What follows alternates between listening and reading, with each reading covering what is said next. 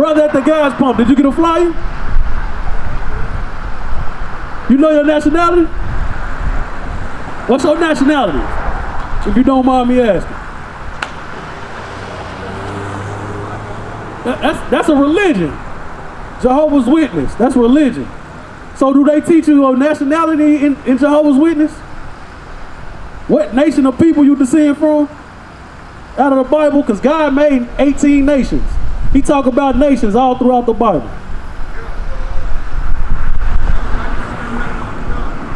Huh? Okay, so come talk to me real quick. Come look at this song. Cause I grew up Baptist, but when I got older, I came to the realization they ain't teaching a damn thing in a Baptist church. Same thing with Seventh-day Adventists, Jehovah's Witness, the Catholic Church, because they don't know the Bible. Give me Psalms 111, and I can prove what I say out of the Bible. Psalms 111, verse 10. What's your name, sir? Stanley? How you doing, Stanley? I'm Zephaniah. Good to meet you. Listen to this, brother. Read that. Psalm 111 and verse 10. Come on. The fear of the Lord is the beginning of wisdom. So God said when we really fear him, that's where our wisdom starts. That's the beginning of wisdom. Read. A good understanding. And a good understanding of the Bible. Read. Have all they that do his commandments. So God said we got to keep the commandments to get a good understanding of the Bible. That's what's wrong with Christianity. They teach against the God's commandments first. Of God's commandments first and foremost. So that means by default they don't have a good understanding of the Bible. That's why when we ask our people what's their nationality, they say stuff like Baptist or they religion instead of what God calls them in the Bible. Because what does God call you in the Bible, Mr. Stanley? His son. Son of God. What son? His son got to have a nationality, right? So what nation of people do you come from? In the Bible. Break it down. All right, watch this. Deuteronomy 28. So Mr. Stanley, let me ask you a question. Are your people originally from this land? Would you say you black, African American, or what? Black African. That's your nationality? So how did the African American man get to America? Enslaved. So is that in the Bible? No. Surely not. Black people ain't that important, are they? They can't be. Let's get there. Let's read. Get straight to the point, yes sir. Deuteronomy chapter 28 and verse 68. Watch this, Mr. Stanley. Read. And the Lord shall bring thee into Egypt again. So Mr. Stanley, what you know about Egypt in the Bible? In the time of Deuteronomy, what was going on with Egypt? Did Moses just go into Egypt and bring us out? Huh? He freed the slaves. So the children of Israel were slaves in Egypt, right? Don't they seem kind of similar? Kind of. To who? The sign. Oh, okay, watch this, read. And the Lord shall bring thee into Egypt again. He said, y'all going into Egypt again. So another question, Mr. Stanley. Did the children of Israel in the whole Bible, from Genesis to Revelation, did they ever go back to Egypt as a nation? Like all 12 tribes, did they ever go back into Egypt? Yes, I said they will go back. The God that made it, right? So watch this. Read it again for Mr. Stanley. Read, yeah. The house of what? The house of the land. Nah, read that. Read. I am the Lord thy God, which have brought thee out of the land of Egypt, out of the house of bondage. So God said when he delivered us from the Egyptians, he called it the house of bondage.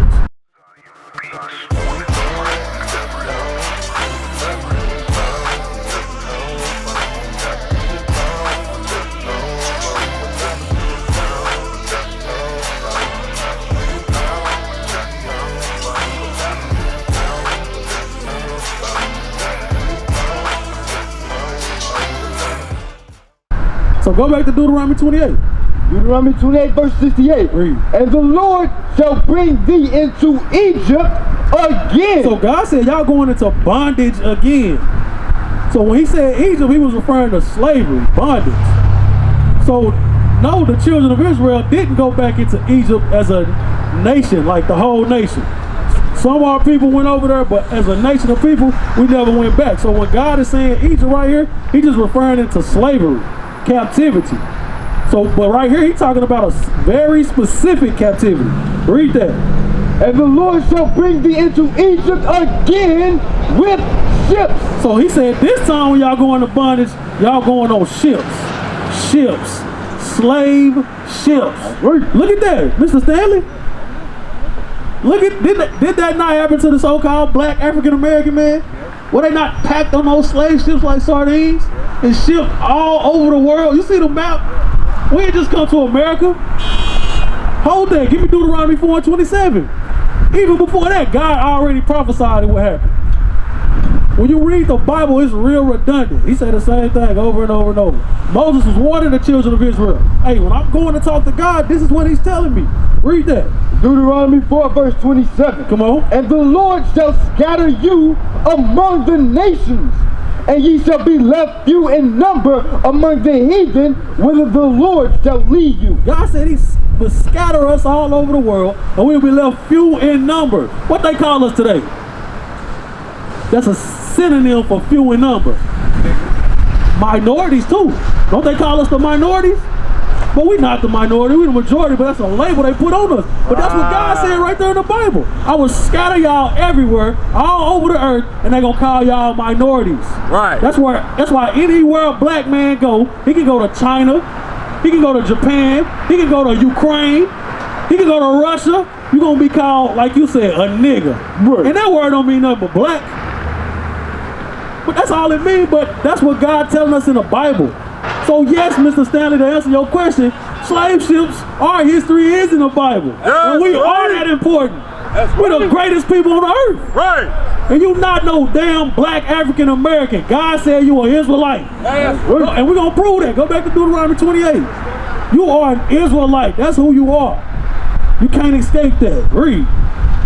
Deuteronomy 28:68. Come on. And the Lord shall bring thee into Egypt again with ships. So God is telling us, which is our history now. At this time, it was Bible prophecy that we were going to slavery on slave ships.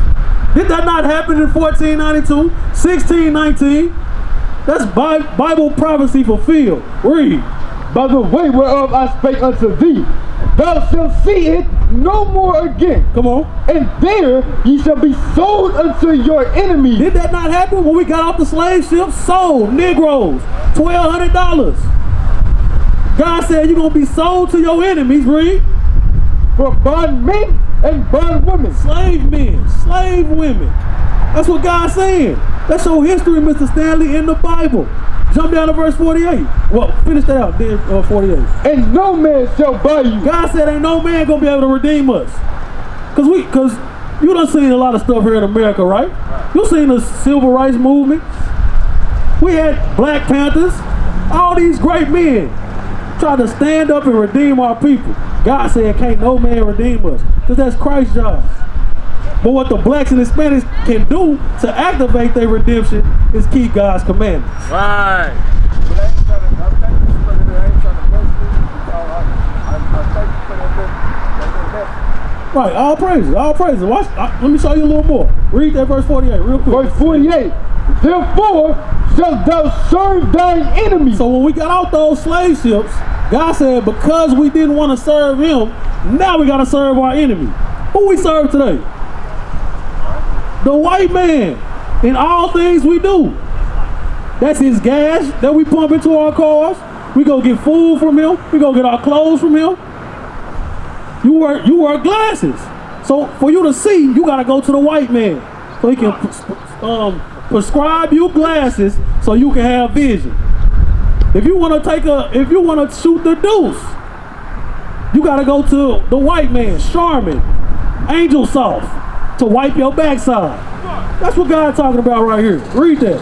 Therefore shalt thou serve thine enemies, which the Lord shall send against thee. God sent them against us because we broke his commandments. Read.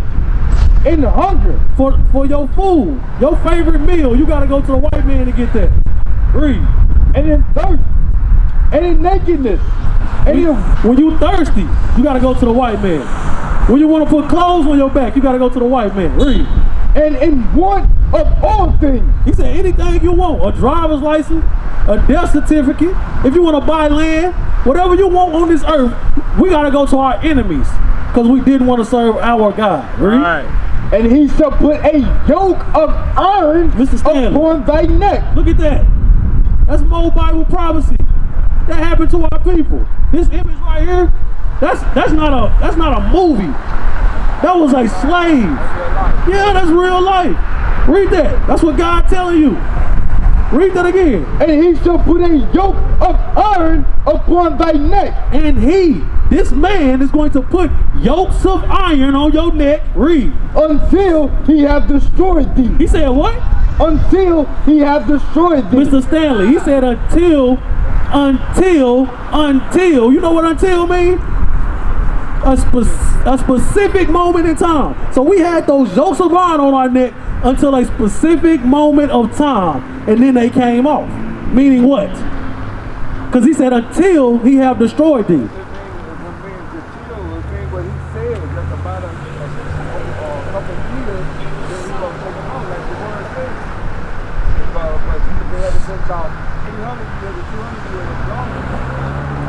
Right, watch this. Read that part again. Until. And he shall put a yoke of iron upon thy neck until he have destroyed thee. You hear that? He said until he have destroyed thee. Meaning what? That the yokes, that you no longer see us walking around with yokes on our neck. What that mean about our people? That we destroy spiritually, mentally. Yeah. Yeah, that's the point I'm trying to get you to see. Once the physical yoke came off, now that means we spiritually dead. Right. We spiritually destroyed. They don't gotta put the physical yoke on there because mentally we messed up. We moving around like niggas today, and that's how they want us. That's why they fell free. They called it in history the Emancipation Proclamation. They said Abraham, yes sir. They said Abraham Lincoln freed the slaves. But he did not free the slaves. Because we still slaves to this day. Mentally, we enslaved. We used to scream black power while heroin was pushed. But at the end of the day, nothing's in vain. IUIC has been given a vision. The tents of Judah has risen. Many has attempted the mission. Minor murmuring, omitting, and missing the mark. Just reading that he had the flame of fire in his eyes gave us the spark. We on Paul's mission. We out on the road, purple and gold. From Mexico, Cuba, Haiti, Ghana, Sierra Leone. 144,000 boots banging, concrete crackling. These are how men repented at heart. The scriptures is proof. IUIC, we deliver the truth.